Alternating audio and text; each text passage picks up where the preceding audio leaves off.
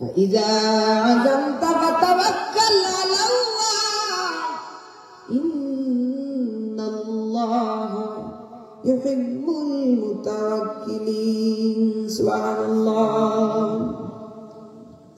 رب কায়নাত বলছেন বান্দা তুমি আমি আল্লাহর উপরে তাওয়াক্কুল করার কারণে আমি আল্লাহর উপরে ভরসা করার কারণে আমি আল্লাহ রাব্বুল আলামিনের প্রিয় বান্দা তোমাকে পরিণত করে নেব বলি সুবহানাল্লাহ আমার বাবারে আমার বন্ধুরা রে আমার কুরআন হাদিস খুলে দেখা গেছে যে জীবনের প্রতিটি কাজে প্রতিটি মুহূর্তে যারা আমার রব্বে কায়নাতের উপরে ভরসা করেছে কঠিন মুসিবতে পড়ে আল্লাহর উপরে ভরসা করেছে সত্য সত্য কাজকে আল্লাহর উপরে ভরসা করার কারণে পরওয়ারদিগারে আলম আল্লাহর উপরে ভরসা করার কারণে কঠিন কাজকে আল্লাহ জলের মতো সহজ করে দিয়েছেন হযরত আবু বকর সিদ্দিক রাদিয়াল্লাহু তাআলা গারে সুরের মধ্যে যখন পাহাড়ের মধ্যে যখন কাফেররা আল্লাহর নবীকে আক্রমণ করবার জন্য খোঁজাখুঁজি করতেছে তখন পাহাড়ের নিচে ওনারা আশ্রয় নিলেন পাহাড়ের নিচে আশ্রয় নিলেন আবু বকর সিদ্দিক রাদিয়াল্লাহু তাআলা নবীজিকে বলেন ইয়া রাসূলুল্লাহ ইয়া হাবিবাল্লাহ গো নবীজি আমরা তো পাহাড়ের নিচে আছি গুহার ভিতরে আছি কাফেররা তো আমাদের উপরে ইয়া রাসূলুল্লাহ এখন যদি কাফেররা আমাদেরকে দেখে নেয় গো নবীজি তাইলে তো তারা আমাদেরকে হত্যা করবার জন্য প্রস্তুত হয়ে যাবে তখন আল্লাহ নবী রাহমাতুল লিল আলামিন বললেন লা তাহজান ইন্নাল্লাহা মা'ানা সুবহানাল্লাহ আবু বকর সিদ্দিককে বললেন আরে আবু বকর আপনি চিন্তা করবেন না আমাদের সাহায্যকারী হলেন আমার আল্লাহ বলি সুবহানাল্লাহ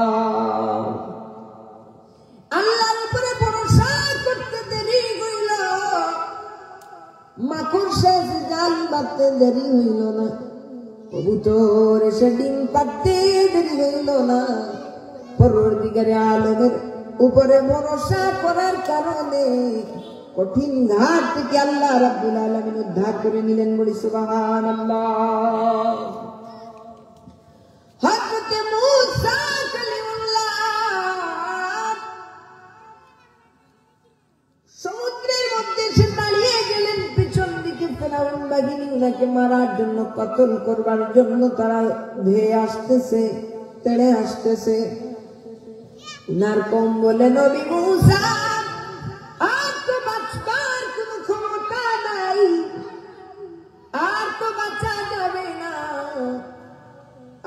বাঁচবার পথ শেষ হয়ে গেল সঙ্গে সঙ্গে পরওয়ারদিগারে আলম জিবরাইল আমিনের মাধ্যমে ওহী পাঠিয়ে দিলেন আল্লাহ রাব্বুল আলামিন বললেন ফাআওহাইনা ইলা মূসা আনিদ্রিব বিআসাকাল বাহর সবাই বলি সুবহানাল্লাহ রাব্বুল আলামিন বললেন হে মূসা তোমার হাতে যে লাঠি দিয়েছি ওই লাঠির মাধ্যমে তুমি পানির মধ্যে আঘাত করো আল্লাহর নবী মূসা পানির উপরে আঘাত করতে দেরি হইল 12টা রাস্তা পানি পথ দিয়ে বের হতে দেরি হলো না সুবহানাল্লাহ আসিয়া কঠিন মুসিবতের মধ্যে পড়ে গেলেন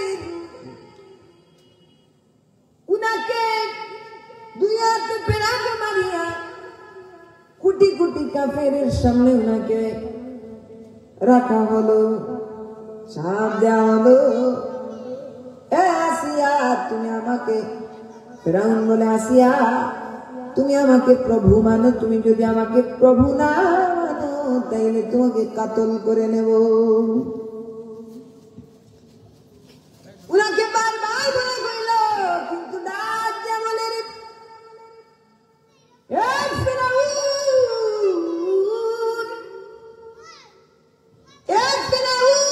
আমি যে আল্লাহর সামনে মাথা নত করেছি, দুনিয়ার জমিন থেকে একবার নয়, দুইবার নয়, 100 বার যদি আমি দুনিয়ার জমিন থেকে বিদায় হয়ে যাই, তারপরে আল্লাহর সামনে মাথা নত করেছি, পৃথিবীর দ্বিতীয় কারো কাছে আমার এই মাথাটা আর নত করবো না। পড়ি সুবহানাল্লাহ। উনাকে বলা, তোমার উলঙ্গ করা হবে, তোমাকে দুনিয়ার জমিন থেকে বিদায় করা হবে। সত্য একটা মুহূর্তে যখন উনার লজ্জাস্থান থেকে উনার কাপড়টা সরিয়ে নেওয়ার সময় হলো, ফিরাউন বাহিনী উনার শরীর থেকে কাপড়টা খুলে নিতেছে, তখন তিনি চিৎকার দিয়ে বলে, আল্লাহ রাব্বি বিনিলি ইনদাকা বাইতান ফিল জান্নাতি ওয়া নাজ্জিনি মিন ফিরআউন। সবাই বলি সুবহানাল্লাহ। আল্লাহ আমাকে তুমি বাঁচাও গো মালিক, আর তোমার জান্নাতের পাশে, তোমার পাশে আমাকে একটি ঘর বানিয়ে দাও। বলে সুবহানাল্লাহ।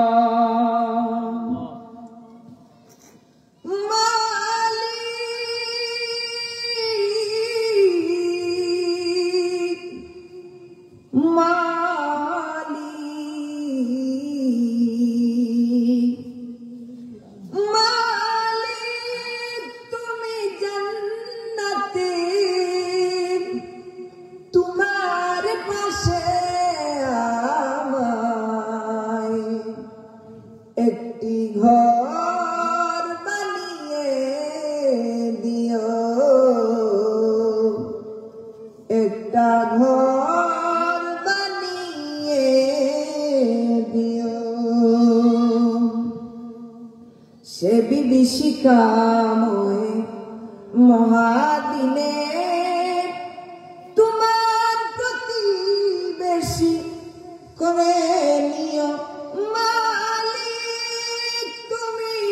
জান্নাতে তোমার পাশে আমায় একটা ঘর বানিয়ে দিও।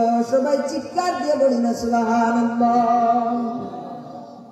কঠিন সত্য মুহূর্তে তুমি আল্লাহকে স্মরণ করার কারণে আজ পর্যন্ত মহিলাদের আইডল আল্লাহ রাব্বুল আলামিন বিবি আসিয়াকে বানিয়ে দিলেন। বলে সুবহানাল্লাহ।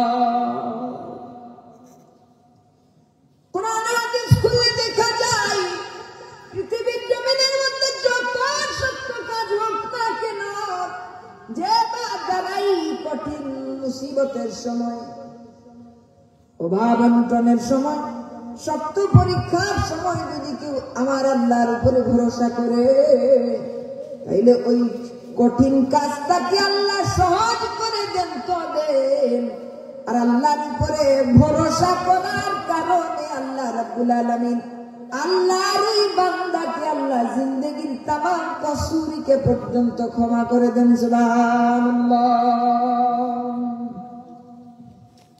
ইব্রাহিম খলিলুল্লাহ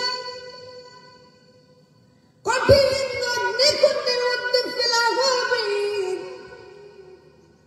নমরুদ বাহিনী উনাকে একটা চরকির মধ্যে লটকা দিলে উনাকে আগুনের মধ্যে ফেলে দেবে। হযরতে ইব্রাহিম আলাইহিস সালামকে সাহায্য করবার জন্য পরওয়ারদিগারে আলম আকাশ থেকে ফেরেশতাদেরকে পাঠাইলেন। ওরা ওই চরকির মধ্যে ধরে আছে। নমরুদের বাহিনী চেষ্টা করতেছে ইব্রাহিমকে সেই অগ্নির মধ্যে পালানোর জন্য, কিন্তু ফেলার জন্য পারতেছে না।